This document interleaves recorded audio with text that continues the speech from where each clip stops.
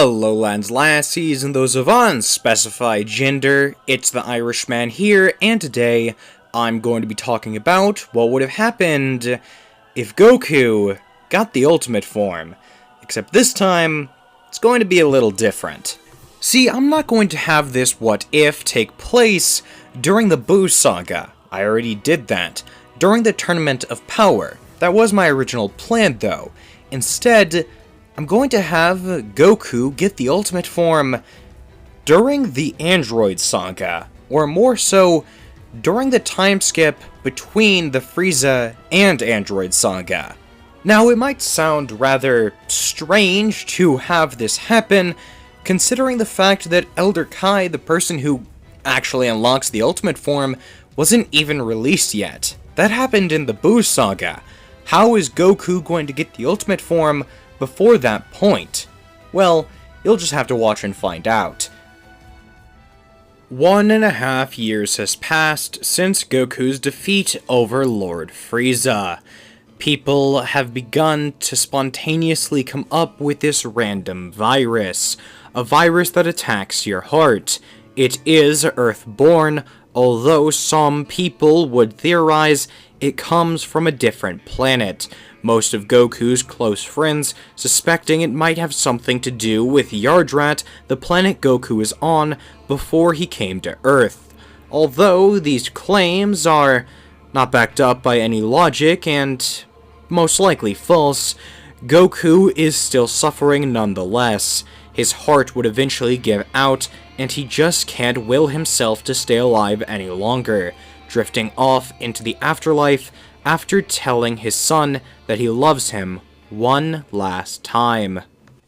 After this very bittersweet moment, Gohan is left in tears, feeling as if he has failed his father, feeling as if he can't save anyone. In the Namek saga, he couldn't save really anyone at all. He was able to rescue Dende from being killed by Todoroki, but in the end, he was still offed by Frieza. The only reason that everyone was brought back was because of Goku, and now he's gone too. This would cause Gohan to believe that his father was superior to him in every way, and that he could never fill his father's shoes. Although this is a very unhealthy belief, it is still one that Gohan holds, and one he will not soon let go of. Vegeta would also be largely affected by this, choosing to give up his fighting gloves forever. And I don't just mean that he throws away this memento, but instead, he just puts them on retirement, much like he will be until his death. He gives up fighting for the rest of his entire life, is what I mean in a more short way. Goku was the thing that pushed Vegeta to keep going whenever he was at his lowest point. Goku was more than just a rival, he was a goalpost, something that Vegeta could always strive to achieve. Although now that Goku's gone, what's left for the prince? Piccolo, what are those things? They're tearing through us like butter out there. We've already lost Yamcha and Tien. I don't know how much longer I can keep going. They're some sort of cyborg from the Red Ribbon Army. I don't know how they're so strong, but Goku took them down a long time ago. They weren't this powerful back then. If only Goku was here now, maybe we would stand a chance. That's true. Maybe if Goku were here, you would stand a chance. But as I see it, no Goku. That right, sis? Yep, no Goku, as far as I can see. Then I guess that means we have no reason to be here. Let's go. But first, a parting gift.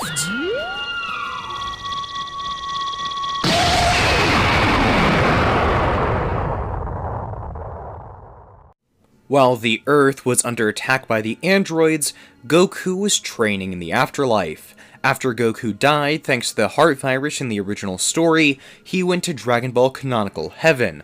Although, thanks to filler, we were able to see Goku going to places like King Kai's planet as well as Hell, just kind of because he felt like it. This means he is freely able to transverse the afterlife.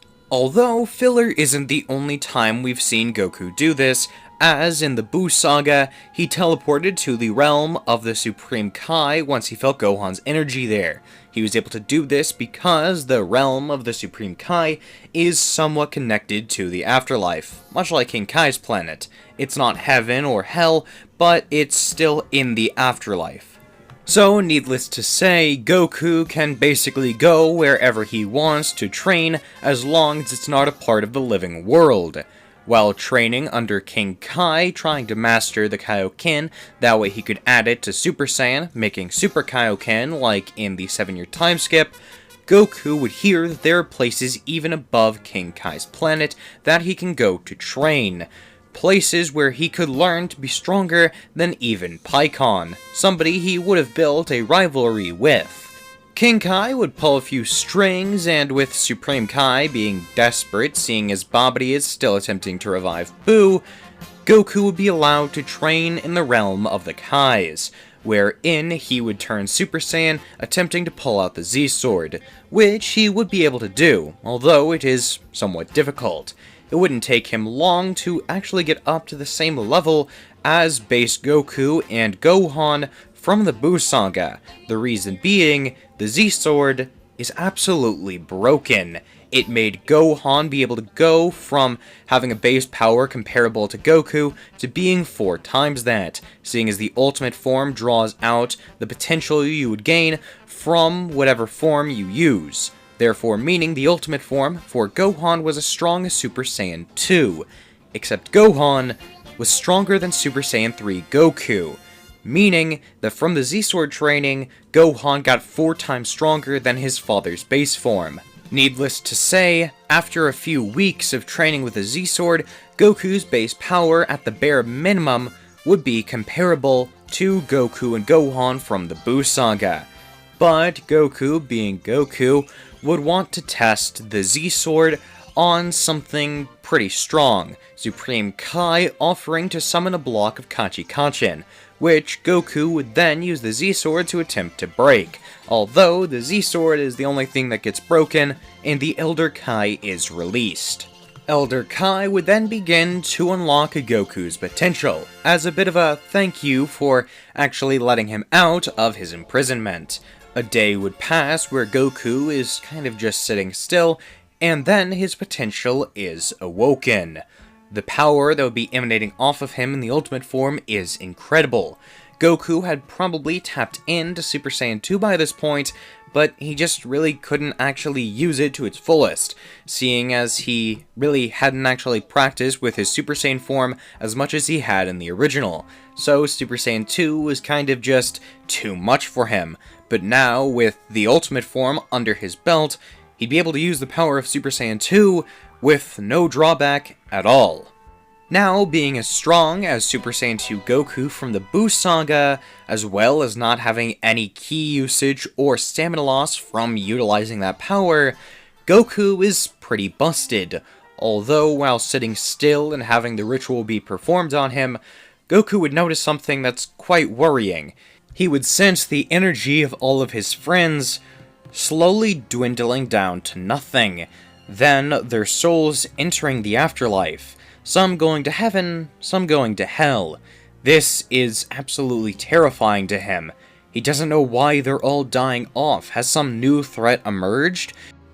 He would ask Supreme Kai about this, and he would inform Goku that 2 androids were created from some Red Ribbon Army scientist. Somebody who is trying to get revenge on Goku. This would immediately have him wanting to go back to Earth, but Supreme Kai would inform him that since he's still dead, he just can't do that. But then Elder Kai, seeing the distress on Goku's face, would decide to make a sacrifice.